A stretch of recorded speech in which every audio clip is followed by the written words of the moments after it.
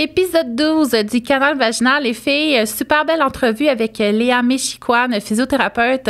Et c'est elle qui a choisi le sujet. Donc vraiment, elle s'est dit là, ça n'a pas d'allure. J'ai vraiment envie de parler d'hyperactivité vésicale. Donc le contrôle qu'on a sur notre vessie, le nombre de fois qu'on fait pipi de jour, de nuit, l'impact que ça a aussi sur notre côté social. Donc comment je suis capable, moi, là, de faire des sorties sans être stressée par ma vessie qui prend la décision seule de se vider, pas sur la toilette. Donc, je te souhaite une super bonne écoute de ce 12e épisode.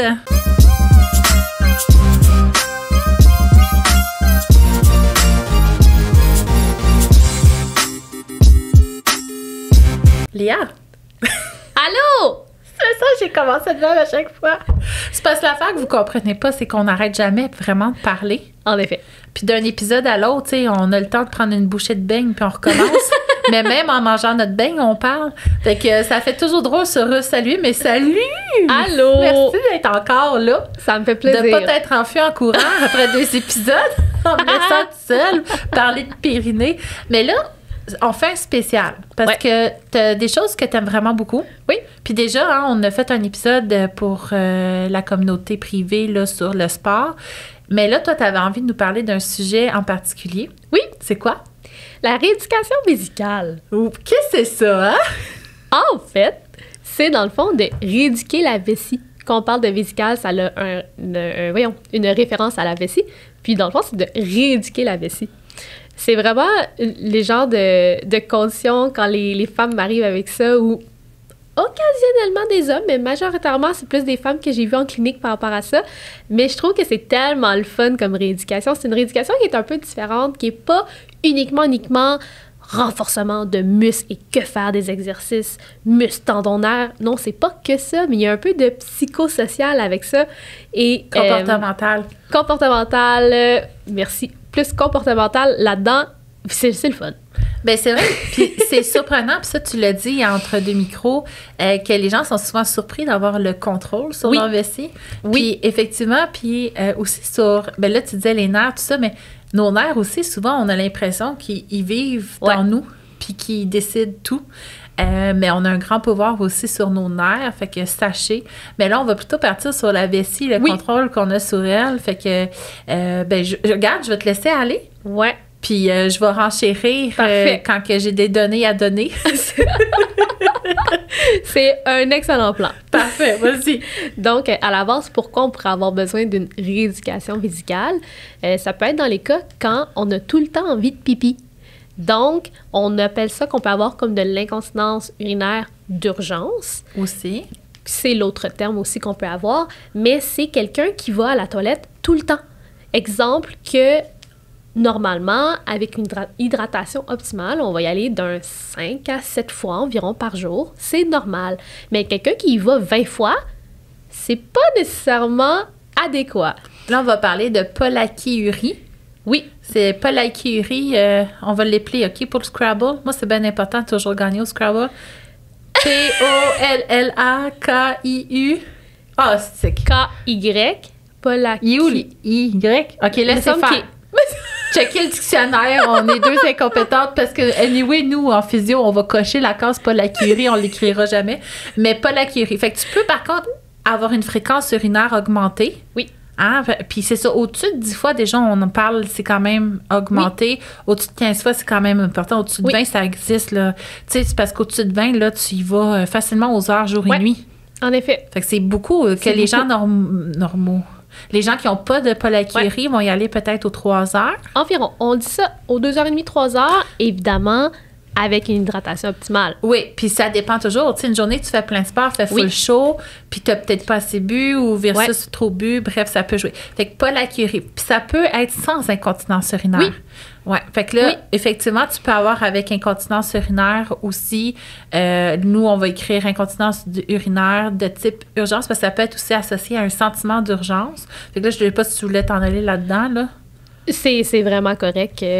Oui et non, mais c'est super pertinent. Ben regarde, je vais en parler d'abord parce que tu peux... La pollakiurie, tu peux avoir la nicturie. Oui. Ça, c'est quand la nuit, ton urine te réveille. Puis là, si, par exemple, un bébé te réveille puis tu dis « Ah, il faut que j'aille aux toilettes », c'est normal. parce que là, ta conscience s'est réveillée, fait que là, tu vas aux toilettes. Mais si, dans ton inconscient, tu dors, puis là, tu dis, ah, c'est qu'il faut que j'aille aux toilettes, là, ça, c'est pas normal. Par contre, à partir de l'âge de 60 ans, ce serait normal une fois par nuit. Mais moi, j'ai des clientes, là, c'est 4-5 fois dans la nuit là, qui vont se réveiller. Fait mais ça, c'est super incommodant. Là. Comment on veut avoir un sommeil optimal quand tu te réveilles 4-5 fois la nuit pour aller aux toilettes? Bien, c'est parce que ça joue sur ta digestion, ça joue sur tes douleurs chroniques, ça joue sur ta concentration, sur tes sautes d'humeur aussi. Là, tu sais, finalement, ça vient jouer à tellement de niveaux que la qualité du sommeil, c'est important. Fait que oui, fait que nicturie, incontinence urinaire d'urgence. Ça, c'est quand, par exemple, tu t'approches de la toilette, plus t'approches, plus que ton envie augmente. Puis tu sais, c'est pas tes reins qui se disent « Hey, elle s'en va à la toilette, gang, produisons ». Produisons. Fait que là, tes reins se mettent à remplir ta vessie de pipi. C'est pas ça qui se passe, là. Non. Ça peut être des fois la clé dans la poignée de porte. Ou la clé dans la poignée de porte. Fait que là, tu dis, j'ai un petit peu envie. Là, tu reviens de l'épicerie, puis là, tu rentres la clé dans la poignée de porte. Pang! Ta vessie, tout d'un coup, c'est comme ça, c'était rempli, mais c'est pas vrai. Non. C'est pas comme ça marche en dedans, OK? Fait que souvent, quand notre vessie, on a l'impression qu'elle s'est remplie tout d'un coup, c'est parce qu'elle a pris le contrôle. Puis, au lieu d'attendre qu'on soit à sa toilette puis qu'on dise « Hey, vessie, lâche-toi lousse », puis là, elle se serre, hein, le détruseur, le muscle de la vessie se serre, se vide. Mais finalement, c'est que notre vessie choisit à d'autres moments que sur la toilette de se contracter, de se vider. Fait que là, on peut avoir un sentiment d'urgence. Fait que plus tu approches, plus il faut que tu te dépêches, puis tu as peur de ne pas te rendre à temps, associé ou non à des pertes urinaires. Puis tout ça, ça fait partie d'un problème vésical qu'on va traiter en rééducation vésicale. Oui. Puis là, c'est ça qui est le fun. Oui, c'est le fun. C'est vraiment le fun parce que je trouve personnellement, là, puis dans mon expérience clinique, c'est que ça fonctionne tellement bien quand on le fait, évidemment, mais ça va être justement une procédure à faire parce que là, ce qu'on veut, c'est réentraîner la vessie. Là, on veut aussi réentraîner notre cerveau, puis on veut que ce soit lui là, qui reprenne les commandes. Donc, on va lui dire OK, là, on va faire ça. Oups, c'est le micro. Ils sont habitués. On est au dernier épisode ensemble, fait qu'ils savent qu'on les accroche à tout bout de champ. Mais ce que je trouve le fun de la rééducation vésicale, c'est vraiment qu'on a le contrôle. Parce que c'est de se parler, c'est de se dire qu'on est en contrôle de notre vessie. C'est d'être, oui, je suis capable de me retenir encore, tu sais, c'est des petites consignes qui fait que après, au fur et à mesure d'avoir une discipline puis de le faire à chaque fois, exemple, qu'on a envie, ben ça réentraîne le cerveau puis ça dit à la vessie que justement, c'est pas le moment, par exemple, d'avoir envie. De se contracter. De se contracter. Oui, fait qu'on remet finalement, c'est ça, de l'ordre un peu dans les commandes. Puis notre cerveau qui est censé être aux commandes finales. Puis là, je sais pas si tu avais envie de partir sur la neurologie derrière un peu ou tu me laisses y aller. Tu peux y aller en premier. Ça, tu me laisses. Fait que dans le fond, notre vessie reçoit constamment un message de contraction. Fait que notre vessie, le détruseur, le muscle de la vessie, se fait toujours dire de contracter. Fait qu'il reçoit un message contracte. Puis ça, c'est un message parasympathique. OK? Donc, dans notre système neurologique, on a le système qui est autonome. Fait que ça, c'est à notre insu. Par exemple, digérer, c'est pas nous qui dit je m'en rajouterais bien un petit peu de bile, là. C'est comme automatique, OK? Une chance, parce que c'est que moi, déjà, avec mon déficit d'attention, là, quand je conduis puis un écureuil qui passe, je suis comme ouh. Fait que voilà, c'est autonomique et tant mieux pour les TDAH, by the way. Et t'as somatique, comme par exemple, je veux prendre mon verre d'eau, j'ai pris le choix, hein, c'est pas un accident, là, c'est pas toute seule, mon bras a pris le verre d'eau. Fait que on a dans l'autonomique le parasympathique, le sympathique. Le parasympathique, c'est comme le contrôle de base. Et le sympathique, c'est entre autres celui qui est enclenché quand on est en situation de fuite, d'alerte, de stress. Quand il y a des crocodiles. Quand il y a des crocodiles. Là, on espère que la fille arrive pas juste au 12e épisode. T'es quoi qui parle, là, crocodile? Je sais même plus quel épisode. En tout cas, un des précédents, on parlait de crocodile et de tout ce que ça l'engendre. J'avais rêvé à ça cette nuit-là. Fait que voilà, de crocodile. Et le parasympathique, fait que là, lui, au niveau de la vessie, il dit tout le temps, un nerf de bassin, là, il dit tout le temps contracte. Puis là, il y a un nerf plus haut, hein, le nerf ilio-hypogastrique, si je me trompe pas, qui part en dessous de la brassière. Lui, il va déterminer y a-tu assez de pipi dans ma vessie ou pas? Fait que là, il évalue. Là, il dit, il n'y a pas assez de pipi, calme-ton tes nerfs. T'sais, fait que là, il va dire, on va continuer à se remplir. Fait que tout le monde, on se calme, la vessie ne contractera pas. Puis on ne le saura pas encore. À un moment donné, peut-être la vessie va être assez remplie. Là, le nerf va dire, OK, tu sais, disons-le à cerveau. Là, le cerveau va recevoir l'information, OK, vessie est pas mal pleine. Il faudrait commencer à structurer un peu notre horaire pour éventuellement visiter une toilette. Puis là, notre cerveau va prendre la décision, hey, c'est-tu là que je me lance dans l'aventure ou non, je peux pas, là. Je suis encore dans le milieu de la rue, là. Je suis dans le trafic, je suis coincée là, c'est pas le bon moment. Là, notre cerveau va venir finalement prendre la décision, vessie, calme-toi. On a compris que c'était le temps, mais retiens-toi un petit peu. Fait que là, c'est le côté neurologique. Fait qu'on peut jouer à plein de niveaux. On a un impact à plein de niveaux. Donc, comment, finalement, à quel point notre vessie peut s'étirer avant d'envoyer un message. Donc, ça, on peut venir jouer sur l'étirement de la vessie. Ouais. À quel point notre muscle qui vient calmer la vessie est capable d'envoyer le message. À quel point notre muscle qui dit de contracter, on peut lui calmer les nerfs. Puis notre cerveau, finalement, va venir jouer sur toutes ces mécaniques-là. Fait que je trouve ça intéressant de comprendre un peu la neurologie derrière nos pipis pour comprendre un peu où nous, on a besoin de venir jouer. Fait que je sais pas si tu avais des conseils ou des trucs ou des exercices que tu avais envie de partager. Ben, un peu, mais en fait, généralement, moi, le premier conseil pour quelqu'un qui consulte justement parce qu'il va trop souvent à la toilette, et des fois, ils vont trop souvent à la toilette, puis en fait, c'est qu'il n'y a pas une bonne quantité d'urine. Ah ouais, des petits pipis. C'est des mini pipis vraiment souvent, ou des fois, ils sont comme j'ai full envie, puis finalement, ils arrivent à la toilette, puis c'est des gouttes. Donc, le premier conseil que je vais leur suggérer, c'est si c'est possible de vous arrêter, vous immobiliser. Si c'est possible de s'asseoir, un peu plus facile généralement de... se laisser détendre. Ouais. Après ça, je vais leur suggérer de prendre 8 grandes respirations, juste pour se calmer un petit peu. On dirait que ça me donne le goût de prendre de l'air. C'est fou, hein, comment on oublie de respirer. OK, oui, faisons-le. 8 respirations. On est assis, tout le monde? Hey, ça détend. Ah, je vais m'endormir. Mais moi aussi, je viens de le faire, puis soudainement, je suis comme... Parce que... On est tout le temps... on est sur un high depuis tantôt. On est tout le temps sur un high. Puis on a mangé plein de beignes. Des méchants bons beignes, en plus. Bref, donc, 8 grandes respirations, simplement pour juste un peu se calmer. Envoyer un petit peu le signal à notre système de revenir un peu plus au calme. Ensuite de ça, on envoie la consigne de mentionner à voix haute, de se parler. C'est vraiment important. Je sais que c'est l'air peut-être un peu étrange, mais de dire que on est en contrôle de notre vessie. Hey, ça, là... Je suis en contrôle de ma vessie. En ligne pour un manège à ronde, là. J'entends ça une fois, là. Écoute, c'est le plus beau jour de toute ma vie. T'imagines, la fille est là. Moi, là, gang, je suis en contrôle de ma vessie. Tout le monde est comme, OK, Brian, tant mieux pour toi. Vous pouvez le dire dans votre tête. Non, en fait, c'est mieux. C'est essentiel, surtout en public. Personnellement, je trouve que quand on dit à la voix haute, c'est plus convaincant. Je suis en contrôle, je suis capable de me retenir, t'es capable. Ouais. On se parle. Après ça, on va suggérer, par exemple, de faire 8 contractions de notre plancher pelvien. Parce qu'en fait, de venir contracter le plancher pelvien, ça vient justement comme envoyer un signal, ça inhibe, en fait, me semble, la contraction. Quand que le nerf, dans le milieu de la brassière, il dit... Puis moi, je mets plus de brassière depuis 10 ans, là, fait que je sais pas comment remplacer cette expression-là. Là. Mais depuis que j'allaite, moi, je porte plus ça. Des anneaux, là, tu mettras jamais ça. Mais ce nerf-là, il va calmer, oui, le détruseur, mais il va aussi contracter le plancher pelvien. Oui. Fait que là, en venant de contracter le plancher pelvien, c'est un peu... le message aussi de... C'est ça. Calme tes nerfs vessie. Arrête de se contracter. Détends-toi. Continue de te remplir. Exactement. Fait que 8 contractions du plancher pelvien. À date, je fais exactement comme toi. Il n'y a même pas de différence. Ça pourrait être de contracter pendant 8 secondes. Oui, aussi. Ça pourrait être l'option si la personne est capable, parce que ça se peut que ce soit difficile de tenir 8 secondes. Sans serrer des fesses, des cuisses puis bloquer le souffle. Exactement. Parce que si tu contractes 8 secondes, mais que tu vires bleu, ou que tu as serré la mâchoire, t'es peut-être pas à bonne place. T'es peut-être pas en train de calmer ta vessie. Fait qu'il faut que t'ailles vraiment, c'est profond, là. C'est ton vagin, ton anus que tu sens.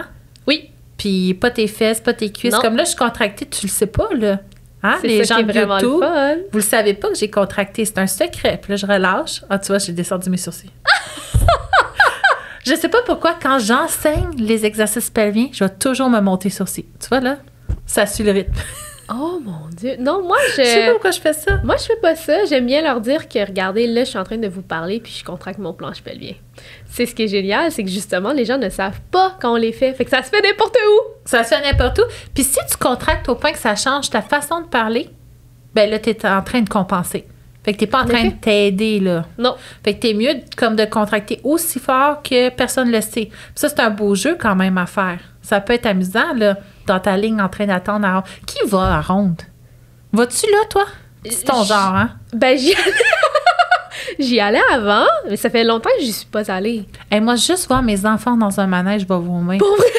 Je sais pas si à un moment donné, qu'il y a quelque chose qui se passe. Mais je pense que oui, parce que quand je faisais encore de la gymnastique, on est habitués là, de virer n'importe où, n'importe quand, Aucun là, stress. dans toutes les directions. Étourdie. J'allais à la ronde encore à cette époque-là, Ouais. mais j'avoue que ça fait un moment que je suis pas allée. Ça fait un moment que j'ai pas viré à l'envers aussi. Hey, moi, juste de pousser mes enfants au balançoire, ça m'étourdit. Fait que, oublie ça, là, je sais pas, j'en parle à ma psy. Sûrement un problème plus d'oreilles, tu sais, des oreilles internes. Possible. À Peut-être force. d'avoir un peu plus de vestibulaire là-dedans. Ouais, peut-être un peu. Mais On ouais, parle des petits canaux dans les oreilles. des là. petits canaux dans les oreilles qui font notre équilibre. Hein. On peut avoir aussi des problèmes d'équilibre Ouais. à cause de ça. Oui, fait que Hey, voilà. là, excusez, là, on est... Donc, On était ça où? pour On dire- parlait de la ronde? Non, c'est pas ça. Non, c'était avant ça. On parlait en fait que j'étais rendue à venir contracter mon planche pelvien. Oui, il fallait pour- pas que ça change notre façon de fallait parler. pas que ça change notre façon de parler pour envoyer l'information à la vessie de ne pas se contracter. Voilà. Ensuite de ça, là, si on a encore envie, ben on recommence. Donc, on va reprendre des grandes inspirations 8 fois. On va se redire encore qu'on est en contrôle de notre vessie, qu'on est capable de se retenir. Et là, bémol, j'ai oublié de mentionner l'effort mental de, par exemple, compter par bond de reculons. Ben ça, moi, je le fais après. Ah, après Ouais, les contractions, moi, je le fais avant. Ah, OK, bon, c'est Ben, bon. Peu importe.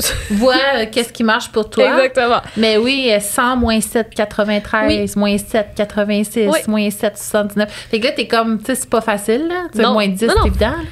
Fait que moins 7, mettons, la table du 7, on l'a moins. Oui. Fait que ça vient changer ta concentration. Exactement. Fait là, au lieu de mettre l'attention sur la contraction de ta Ouais. vessie, là, tu viens plutôt mettre ailleurs. Fait que ça détend. Puis là, il y a plein d'autres choses. Là. Tu peux faire ta liste d'épicerie. La tu liste peux d'épicerie, je la suggère. Chanter une chanson. trouver un prénom pour chaque lettre de l'alphabet.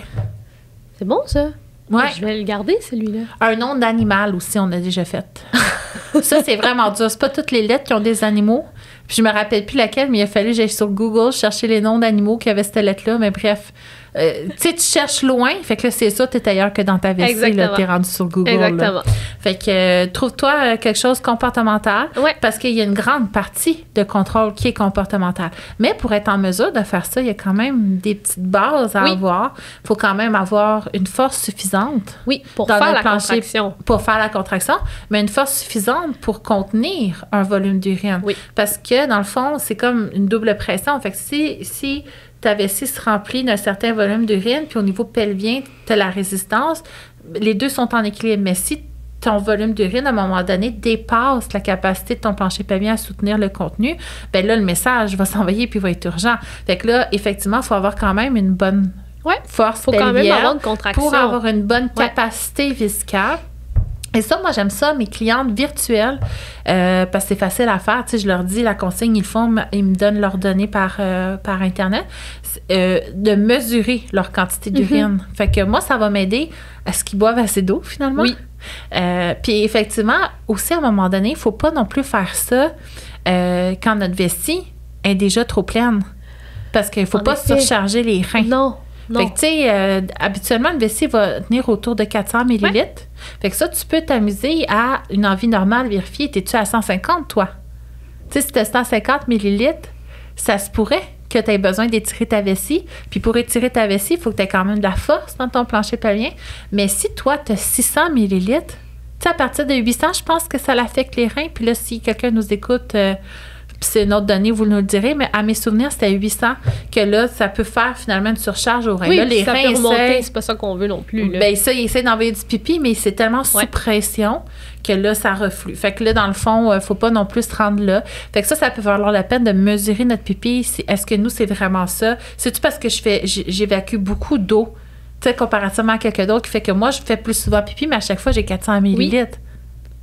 Ben c'est ça, mais si à chaque fois on a 400 millilitres, mais quand ils vont 2 heures, ben c'est correct. Qu'est-ce que tu veux faire? Ben non, mais c'est adéquat, là. C'est tes reins, ta vessie, adéquat. tout va bien, puis t'as pas d'urgence. Non, exactement. Une perte urinaire associée. Ouais. Là, clairement, il y a des choses à faire quand il y a des pertes urinaires ou des urgences associées. Fait que ça, c'est vrai que c'est quand même surprenant d'avoir ce contrôle-là sur nos organes.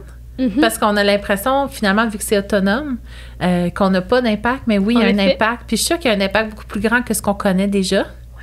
Fait que ça, c'est fascinant à découvrir avec les prochaines évolutions scientifiques. Mais sinon, oui, le contrôle qu'on a sur notre vessie, je trouve ça super pertinent. Fait que de venir mesurer, de venir voir finalement, toi, ça joue à quel niveau, c'est ta fréquence, c'est-tu ton sentiment d'urgence, comment tu peux venir travailler au niveau du contrôle, là, c'est super, super aidant. As-tu assez de force pour le faire? Quand tu contractes, tu te réchutes partout. Je pense que ça fait pas mal. C'est pas mal ça, puis super important aussi. Oui. Quand on se rend compte aussi que ta vessie elle peut encore prendre un volume d'urine, puis que tu fais toute la liste d'exercices qu'on a mentionnés, ben tu n'auras plus envie après. Ben oui. Puis ça, faites-les chez vous. Oui. Parce qu'effectivement, quand tu n'es pas chez vous, tu as une côté anxiété. Fait que si tu gagnes confiance chez toi, moi, je suis capable d'espacer mes présences à la toilette, ben là, pas chez toi ou dans la nuit, parce que dans la nuit, tu fais pas ça. Non. Fait que tu le règles de jour, puis ça va se régler de nuit. OK? Puis ça, de nuit, j'aurais envie de le dire, mais je vais sûrement en reparler une autre fois pendant un podcast de grossesse. Mais, tu sais, ça se peut que ce soit ton enflure dans tes jambes aussi la nuit. Ouais. Fait que si toi, tu fais de la rétention d'eau, ben parle-en à ton médecin, là, parce que ça peut être une affaire cardiaque, là. Mais mettons, enceinte, tu fais de la rétention d'eau. C'est recommandé 2 heures avant de se coucher, de faire une élévation des jambes plus haute que le cœur. Fait que coucher sur le divan avec des coussins un peu plus haut que le cœur pour faire sortir l'eau avec la gravité de tes jambes. Puis comme ça, tu le fais en pipi juste avant de te coucher. Puis là, dans la nuit, tu vas aller moins souvent à la toilette. C'est vraiment intéressant. Pendant que tu es enceinte. Donc, ça réduit ta nicturie d'avoir surélevé tes jambes avant de te coucher. Il y a les bas de compression aussi que ton médecin peut te prescrire. Fait que ça vient compresser au niveau de tes jambes. Ça fait que tu as une meilleure circulation. Fait que tu as moins ce choc-là. Tu sais, quand tu te couches, si tu n'as pas fait l'élévation, tout d'un coup, tout le liquide s'en va vers ta vessie. Fait que là, c'est sûr, tu fais pipi plein de fois. Fait que cet enjeu-là aussi, là, si ça te parle, ça peut être un truc d'améliorer ta qualité du sommeil. Puis il y en avait un autre que je voulais dire. Moi, c'est ça. Fait qu'effectivement, ce que tu disais, là, ça a marché, tu n'as plus envie de pipi. Tu reprends ta vie. Oui, tu continues. Mais si tu as encore envie... Mais tu vas à la toilette. Tu y vas. Mais si l'urgence reprend, tu te rassois. Et tu le refais. Dans le fond, ce que tu essaies de dire à ta vessie, c'est tu vas contracter au bon moment. Oui. Puis c'est sa toilette. C'est ça. Fait que là, c'est bon, tu t'es calmé. Tu sais, j'ai envie sans urgence. Je vais me rendre à la toilette. Bang, l'urgence reprend. Ben non, t'as pas compris. Tu te rassois, tu refais les exercices. Fait qu'au moins, tu sais, si moindrement tu vis une déception ou peu importe, pas une déception, mais un petit accident, là, au moins t'es chez vous, là. Tu sais, c'est pas mal moins... Oui, c'est vraiment moins incommodant. Là. Oui, définitivement. Puis c'est ça, tu viens de le mentionner, mais c'est super important si on a encore envie, qu'on a fait les exercices, qu'on a encore envie, ben c'est probablement aussi que la vessie, elle est vraiment pleine. Ben oui. Mais c'est de se rendre calmement. Oui. Pas à la course. Oui, mais pour être capable de le faire, faut quand même avoir assez de force. Oui, une force suffisante pour être capable de se rendre jusqu'à la toilette. Oui, puis de remplir sa vessie complètement. Puis ça s'étire, une vessie aussi. Oui, c'est ça qui est le fun, c'est un muscle. Oui. Fait qu'il s'entraîne, on peut l'entraîner à s'étirer, on peut l'entraîner à ce qu'elle se contracte au bon moment. Mais on peut pas améliorer sa contraction pour l'instant. Ah non, pas sa... Voyons. Non, mais qu'elle se contracte quand on veut qu'elle se contracte. Mais il y a des gens qui ont des vessies atones. Ouais. Donc, leur vessie ne contracte pas. Qu'eux autres, ils ont besoin de cathétérisme pour vidanger. Ça, pour l'instant, je sais pas, toi, si tu as eu des nouvelles informations, mais ça, rendu là, c'est plus médical, là. Oui. Un peu plus médical. Oui, puis... nous, dans les derniers trucs que moi, j'ai écoutés dans l'enseignement et tout, que j'ai eu, c'est pas nous qui prenons la décision, exemple, d'arrêter un cathétérisme. pas nous comme physio, première affaire super importante. Ben non, voyons. Puis, non, c'est ça. Eux, ils ont des routines, ils les font aux heures. C'est différent. Puis tout est calculé dans qu'est-ce qu'ils boivent. Fait que c'est vraiment une condition. Puis comment ça devient atone? Mais ça peut être une lésion neurale dans une chirurgie, par exemple. Ça peut être un cancer opéré. Tu sais, ça va être une grosse compression. Mais sinon, tu sais, pourquoi qu'elle est atone aussi? Effectivement, on peut regarder au niveau neural. Est-ce que le chemin se rend? Fait que ça, on peut le travailler quand même. On a un certain pouvoir sur décoincer au niveau neural. Mais aussi, tu sais, des fois, on va avoir de la misère à vidanger notre vessie. Le jet, il n'est pas fort, c'est dur. C'est plus à cause d'une descente d'organes ou est-ce que le chemin il est plus tout à fait droit, puis on va lutter un peu contre notre anatomie modifiée. Ça se traite aussi en physio. Fait que, tu sais, une vessie atone, vraiment, là, c'est une situation médicale, là, où est-ce qu'on est évalué, puis c'est un diagnostic médical pour ça. Fait que, puis c'est ça. Fait que, dans le fond, ça en dit pas mal, hein? Ouais. Je suis bien contente de tout ce qu'on a dit. Moi aussi. J'espère que ça va en aider plus d'une. J'ai vraiment hâte de voir les commentaires. Oui, puis surtout qu'il y a des trucs à faire pour ça.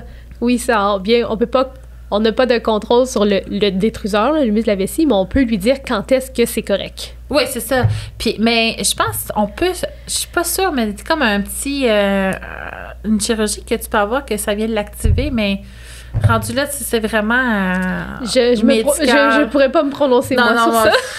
Non, c'est ça. Là, c'est vraiment hors de la physio. Mais voilà, fait que si ça vous a parlé, si ça vous a appris beaucoup de choses, qu'est-ce qu'on vient de partager, n'hésitez pas à en parler autour de vous, hein, parce que mine de rien, c'est des symptômes tellement communs, non banal, mais tellement répandu que si on transfère l'information, c'est tellement simple, c'est à la portée de tout le monde de s'aider là, avec ce qu'on vient de dire là. Puis, des fois, on s'en rend pas compte, mais ça peut vraiment rendre à comme diminuer la qualité de vie de la personne. Tu sais, moi, j'ai un exemple que la personne, elle voyageait plus, elle sortait plus de chez elle. Ah, mais j'en ai des exemples, j'en ai un milliard. C'est juste faire la carte du Québec des toilettes accessibles, là. Ah, puis ça, pendant le COVID, c'était vraiment con, OK? Que tu puisses pas aller faire pipi, là. C'était vraiment, là, ça a joué sur la qualité de vie de tellement de personnes. Mais effectivement, est-ce que moi, je suis capable de me rendre d'une toilette à l'autre pendant le spectacle? Il va y avoir une grosse file d'attente pendant l'entracte. Je vais être capable d'attendre la fin de la file si je suis pas la première. Je vais être capable d'attendre à l'entracte. Au restaurant, la toilette va être accessible rapidement. Si on reste trop longtemps, je vais être capable de rentrer chez nous après. Fait que c'est tellement gros socialement les enjeux que ça a d'avoir une vessie. Là, c'est une vessie hyperactive finalement. Oui. Ça a tellement d'enjeux sociaux. Ça vient jouer sur la qualité de vie à un niveau très grand. Fait que oui, partagez, gang, si ça vous a inspiré. Puis vraiment, il y a tellement des choses toutes simples qu'on peut mettre en place pour aider. Il y a moyen que ça soit mieux. Il y a moyen que vous puissiez, genre, écouter votre spectacle sans devoir aller à la toilette à l'entracte. Puis, tu sais, il faut, là, aller manger au restaurant. Allez-y, tu sais, de pas se priver. Tu sais, si vous avez envie d'aller voir votre famille dans le Nord, ben, go! Ben, c'est ça. Mais pas à cause de votre vessie. Oui, on a assez de choses qu'on peut faire pour que la vessie soit pas notre limite à aller dans le Nord. Je suis pas d'accord. Fait que c'est une belle conclusion, ça. Aller dans le Nord. Aller dans le Nord sans chercher les toilettes. Sans chercher les toilettes, on vous le souhaite à toutes les filles. Merci pour votre écoute.